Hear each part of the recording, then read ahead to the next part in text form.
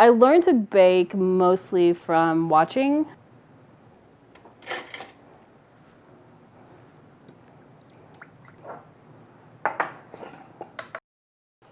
I started baking a little bit here and there when I was, I don't know, I'll say about 15.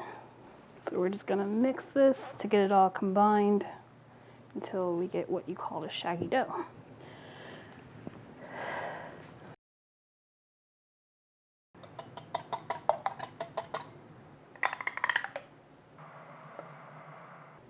Out of all of my siblings, I would say I am the best baker. I am the best baker based off of my mother saying that I was pretty damn good.